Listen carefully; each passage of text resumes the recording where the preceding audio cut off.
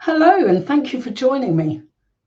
I'm delighted that Katie's invited me to be able to share with you today.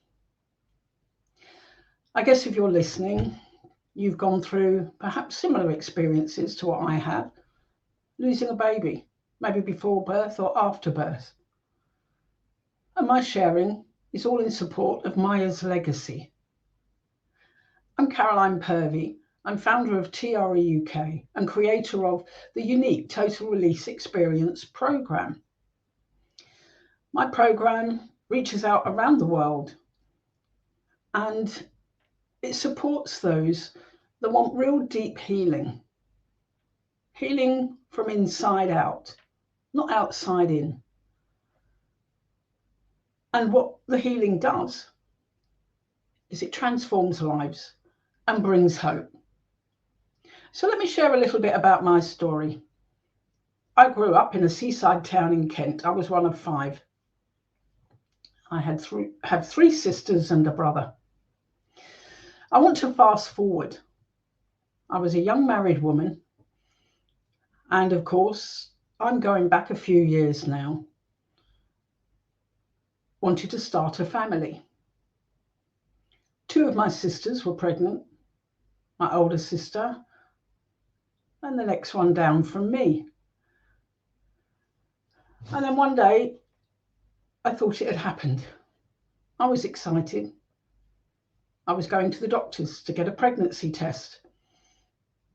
Now, back in the day, you had to wait 6 weeks, not 6 days or less, and go to a chemist and find out instantly. Well, I had a phone call from the surgery and they said, really sorry, you're not pregnant. Well, you can imagine my disappointment. But the ironic thing is, 2 days later, they phoned me back and really apologised, they'd made a mistake and that I was pregnant. Of course, I was delighted, but you can imagine the play on emotions. Anyway, there I was, a happy mum to be. And the pregnancy progressed until I got to 28 weeks. And then one morning I woke up and I was laying in bed and it kind of concerned me slightly that I wasn't feeling my baby move. So the doctor came and he told me that unfortunately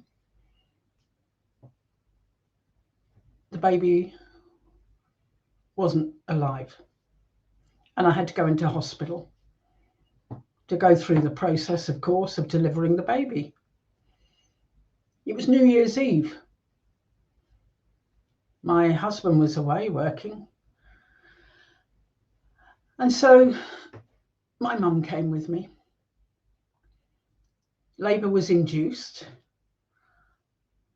And just a few hours later, the baby was born. And I remember very clearly the nurse just whipped the baby away, left the room. My mum was outside. And then came back and offered us both a cup of tea and a biscuit. There you go. Cup of tea and a biscuit was what I got when I lost my baby at 28 weeks. No, it was a boy or it was a girl. No offer of counselling, nothing. So the next morning I left the hospital and continued to support my sisters that were having their baby. It really was a case of crack on and get on with it. And I mean, it's a bit like today, isn't it? People don't change. They don't really know what to say. And so they don't say anything. And I felt very alone in that whatever I was feeling, I just toughened up, carried on. Of course, it was wonderful for my sisters to have their babies. And I was there for them. But I'm not going to deny that there was pain inside. Of course there was.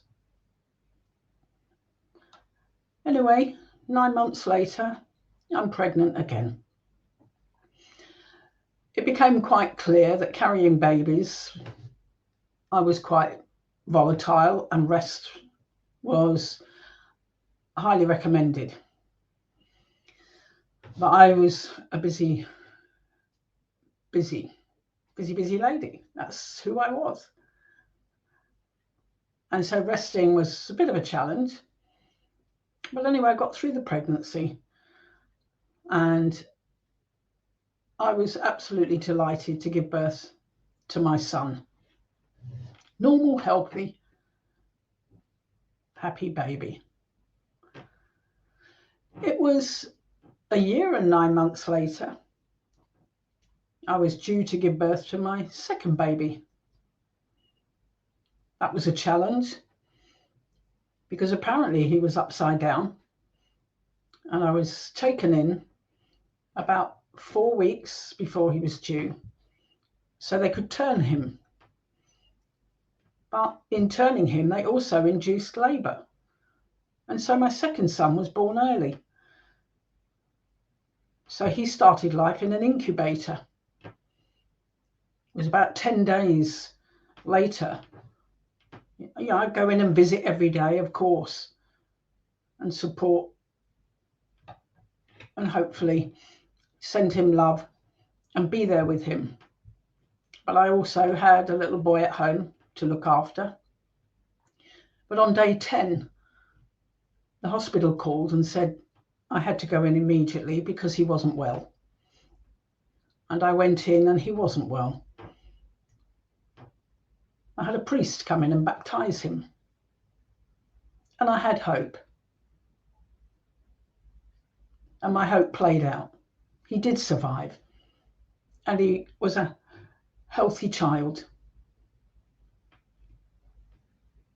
and had no health problems. And that was amazing, given the start in life he had. And then it was 2.5 years later. I was pregnant, but we'd moved away from Kent up to Leicester. And it became very clear that this pregnancy was going to be difficult too. And bed rest was important if I wasn't to lose the baby. Well, it got to a point, I was around 12 weeks, and I decided I couldn't go 9 months with 2 boys, no family. So we moved back to Kent. And initially we moved in with my mum and dad until we found the house we wanted. And one night I woke up feeling really uncomfortable. And so I got up. Next morning, I told my mum, I think I've lost the baby. Anyway, the doctor came and he said, yes, you have, but you're going into hospital to have what they call the scrape, a D&C. So I go into hospital, see the consultant. And to my shock and surprise, he said, I'm not doing a D&C, you're still pregnant. And I thought, well, how can that be? He said, well, you were probably having twins. In fact, you were having twins. Well, there's twins in my family. My mum was a twin. But I felt blessed at least that all was not lost. And I got through that pregnancy. Again, I had to be cautious if I didn't want to lose the baby.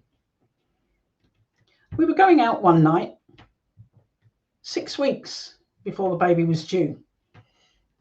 And I always remember we were at the filling station and I started to feel like I was getting contractions.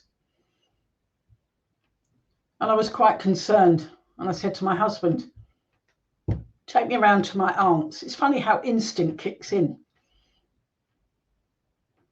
Not my mum's, my aunt's. And we went to my aunt's because I knew she had her best friend staying there from Leicester, and she was a nurse. So I banged on the door, said what was happening. Instinct just kicks in. And I said to my husband, go home and get me some things. My aunt and her friend grabbed a couple of towels and off we went in their car. We hadn't got too far up the road and we had to turn into a cul-de-sac because the baby was coming fast and furious. It wasn't the nurse that stayed with me, it was my aunt that had never had a baby. But the ambulance was called. The baby was born before they arrived. And it was a little girl. She was 5 pounds in weight. We went to the hospital and they wrapped her in foil and they said to me, "Don't be too optimistic. She's very cold." But I thought, she hasn't gone through all of this just to die of cold. And she didn't. And she was a strong, feisty little girl. And about 4 weeks later, I was allowed to bring her home. So what I went through with each of my pregnancies, I managed to have 3 lovely children, despite losing my first baby. But the story doesn't end there. I never realized what I went through until years later, friends of mine lost a baby.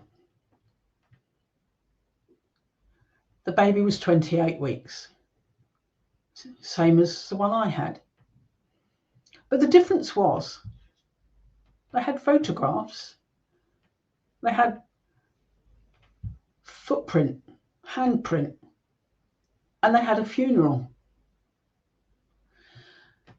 And we went to Nottingham to the funeral.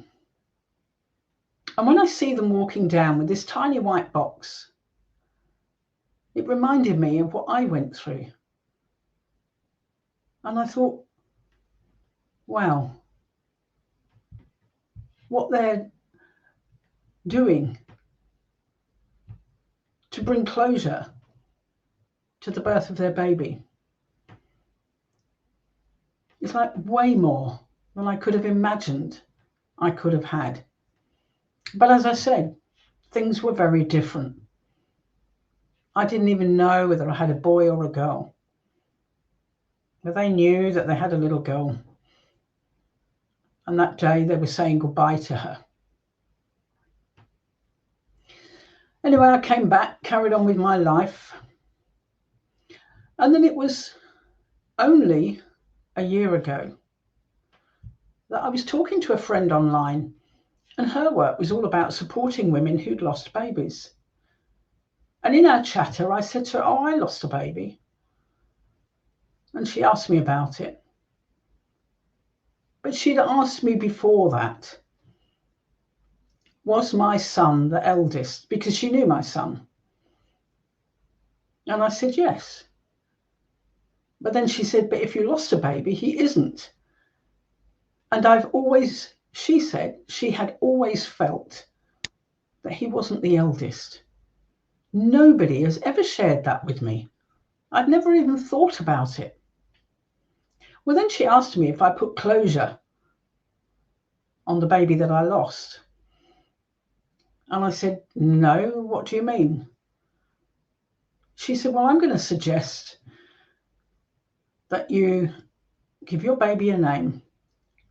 She asked me if I thought it was a boy or a girl. And I said, well, I very strongly feel it was a boy. And I said, I would have called him Christian. So she said, well, tonight, why don't you light a candle? Send your message to Christian. Put the candle outside. Let it burn in the night sky. And I thought, that sounds amazing. I think I'll do that.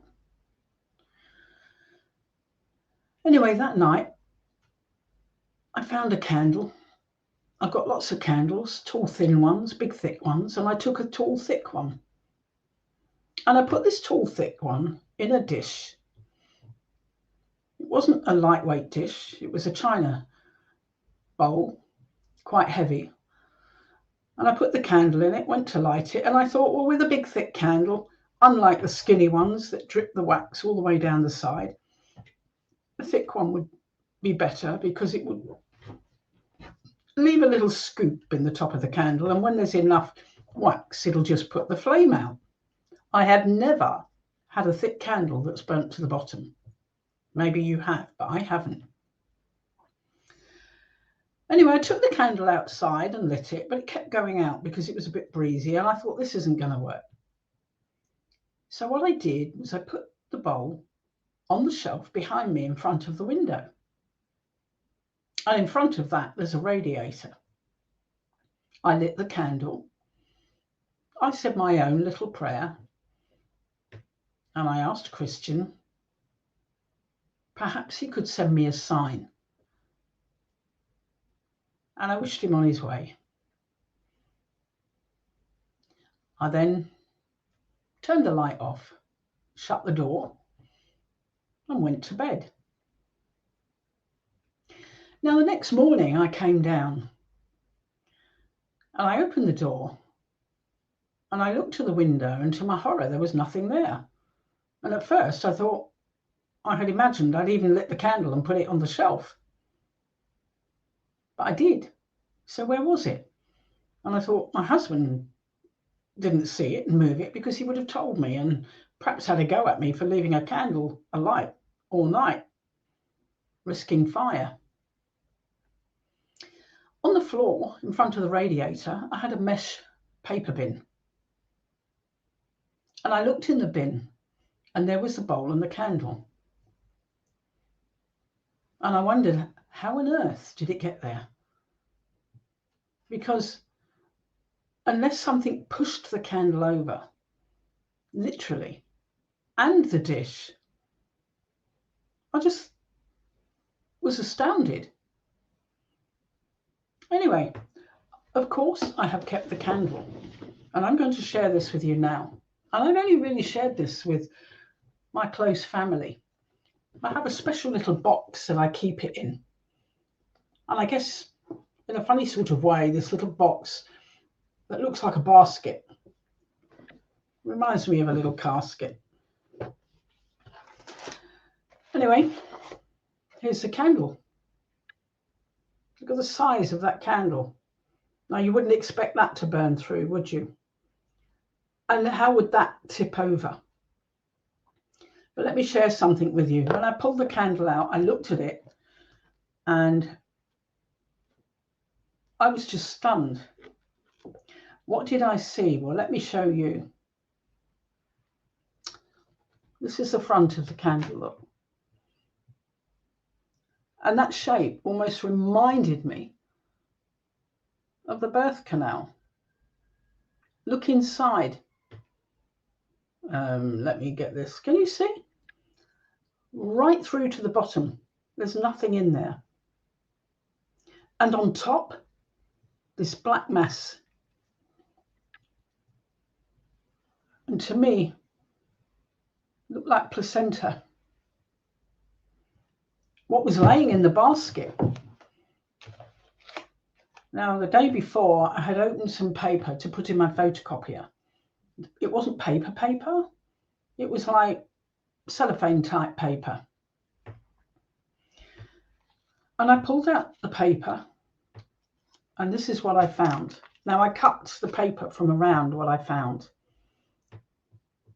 And I share this with you. And what I saw was a baby laying in the paper.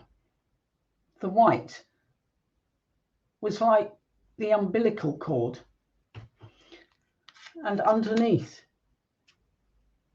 how did that go through the paper and create that shape? And although I cut the paper round, I see it as either a blanket supporting the baby or wings. I'm going to shape them, but I did cut quite a lot off. But I just thought that was incredible. And to me, that was a sign. That was a sign from my Christian. I suggested to one of my clients who'd lost a baby and was using the practice that we teach to heal from the trauma to try and get pregnant. And I said to her, put closure, just like I did. And she got back to me via email and said, thank you so much. I did that. And it really helped. And I suggest, if you've never done it, then do it. Total Release Experience program is one that releases tension from the core of the body. From the day a baby's born, in normal circumstances, there's a startle response, the body's natural ability to survive. And it creates tension deep in the core, in a muscle where we hold our fears, our emotions, called the psoas, PSOAS. Now you imagine throughout life, the number of times you go into that startle response and draw tension into your body. And going through the trauma of losing a baby builds more tension than one can expect. Coping, dealing with the grief, having to face other people, other mums maybe, family. And how do you get out of all of that? How do you get rid of the tension? Because it's the tension that then goes on to cause the anxiety, the depression, the can't sleep, the back pain, the shoulder pain, and many other symptoms. And the systems of the body start to malfunction, and even getting pregnant again can be a challenge. Let me share some of my clients' experiences. One of my yoga students, because I also teach yoga, she came to me. She was due to get married in 3 weeks, and she told me how she wasn't having relations with her husband, with her husband-to-be, because of the trauma of the last birth. They had 2 girls. And I said to her, you need to learn to release the tension. After the first session, she came back the second week, and she couldn't believe it. Her husband had been away that weekend on a stag night. And she said when he returned, what can I say? I said, don't say too much, but I'm delighted for you. Just before the wedding, isn't that wonderful? She went on to have another little boy. I had a girl come to one of my workshops, and she insisted she came. She was very pregnant.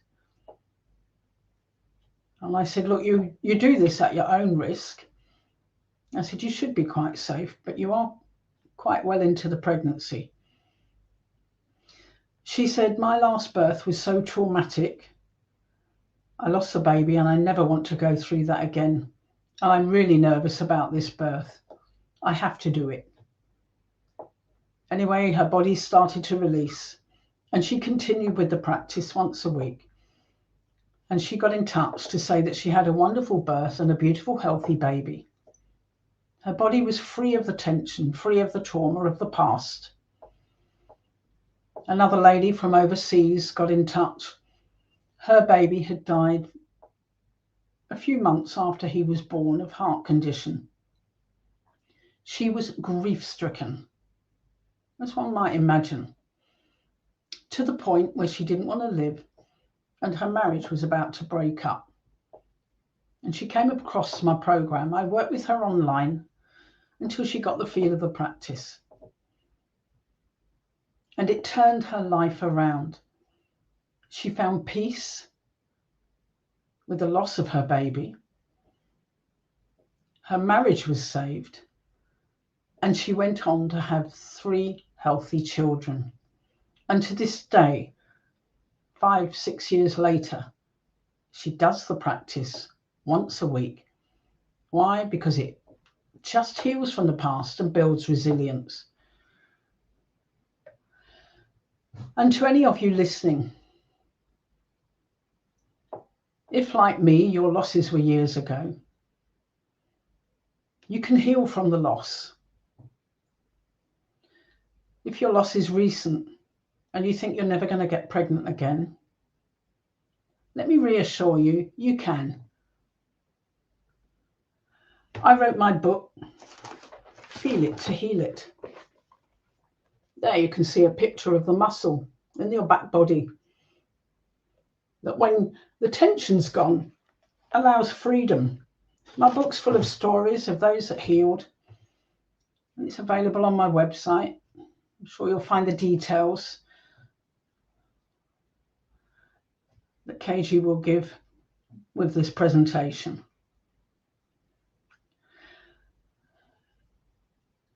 You too can find peace. You too can recover from your past trauma. And you too can discover that there's hope, that there's light at the end of the tunnel. You do not have to live with your grief. And I also hope that my presentation reaches out to all those women who had their babies taken away from them years ago, and they were adopted. There's been much about that on news stories over the years. And when I see the ladies in interview, they still have the emotion and the feelings from their very, very traumatic loss, whether they are that child that lost the parents or the mother that lost the child. And fathers too suffer the grief. And so both can heal together. I hope you have found my sharing interesting, perhaps a little inspiring for you. But please feel free to reach out. If you want to have a chat with me a little more about what I've shared, then please feel free to connect. Otherwise, thank you for listening, and I wish you well.